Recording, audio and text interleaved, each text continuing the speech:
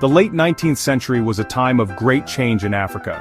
European powers, hungry for resources and driven by imperial ambitions, were scrambling to claim African lands. This period, known as the Scramble for Africa, saw the continent carved up into colonies and protectorates with little regard for the existing cultures, languages, and borders of the African people. Imagine a group of kids fighting over a pizza, except the pizza is an entire continent, and the kids are powerful European nations. That was the scramble for Africa. This mad dash for territory led to exploitation, violence, and the suppression of African societies. The Berlin Conference of 1884 to 1885, where the European powers sat down to divide Africa amongst themselves, stands as a stark example of this colonial arrogance. Italy, a relatively new player in the game of colonization, saw an opportunity in the Horn of Africa. Ethiopia, a proud and ancient kingdom with a long history of independence, became the target of their ambitions. Italy had already established a foothold in Eritrea, and they saw Ethiopia as the jewel in the crown of their colonial aspirations. Italy thought, hey, everyone else is grabbing land in Africa, why not us? They looked around and saw Ethiopia, an independent nation with a rich history. Italy thought it would be an easy win, but what they didn't realize was that Ethiopia was not going down without a fight. They were about to learn a very hard lesson. At the helm of Ethiopia's resistance stood Emperor Menelik II and Empress Taytu Betul. Menelik, a shrewd strategist and a unifying figure, had been working tirelessly to modernize his nation and strengthen its defenses. Empress Taytu, a powerful figure in her own right, was instrumental in rallying the Ethiopian people against the Italian threat. Emperor Menelik II wasn't just sitting around with a crown on his head, he knew what was up. He was like, hold on, we need to prepare for these guys, we need to be strong. And he started modernizing Ethiopia, getting ready for what was to come. Empress Taytu was a boss. She was like the general leading the troops, rallying the people and saying, we will not be colonized, not today, Italy. Section 4. The Treaty of Wuchale. A misunderstanding with dire consequences. In 1889, Italy and Ethiopia signed the Treaty of Wuchale, which was supposed to ensure peaceful relations between the two nations. However, a discrepancy in the language of the treaty, intentional or otherwise, would have dire consequences. The Italian version of the treaty made Ethiopia an Italian protectorate, while the Amharic version maintained Ethiopia's sovereignty. This treaty, meant to bring peace, actually started a whole lot of trouble. You see, there were two versions of the treaty, one in Italian and one in Amharic, the Ethiopian language. And guess what? They didn't say the same thing.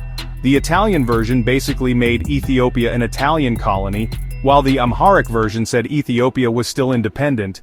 When Menelik found out about this trickery, he was furious. He was like, hold up, that's not what we agreed on. This misunderstanding became the spark that ignited the fire of war.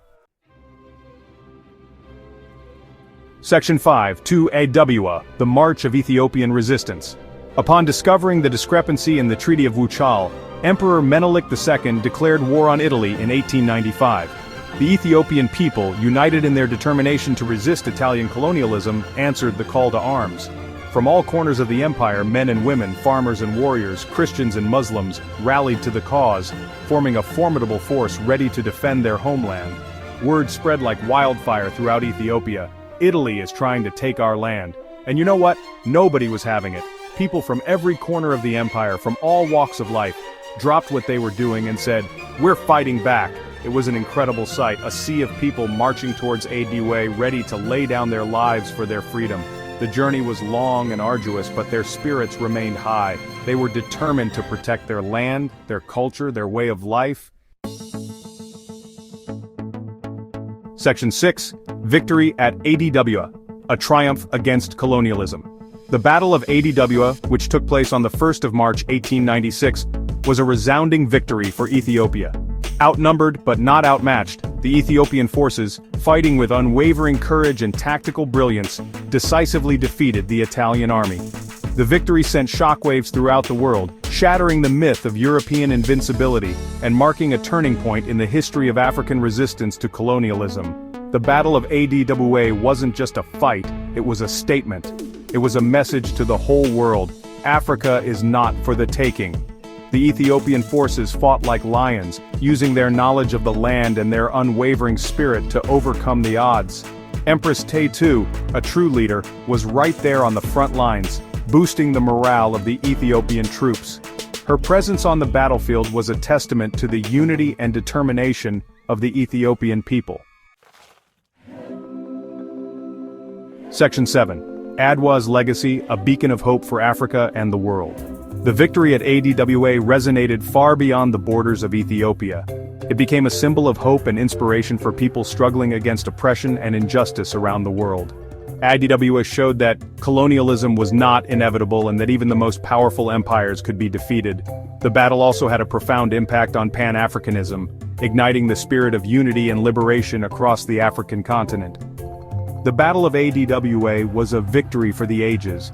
It showed the world that Africa was not just a place to be conquered and controlled, but a land of proud and resilient people willing to fight for their freedom. Even today, the memory of Adwa serves as a reminder that we must never stop fighting for what we believe in, that unity can overcome even the most formidable obstacles, and that the human spirit, when fueled by the fires of freedom, can achieve extraordinary things.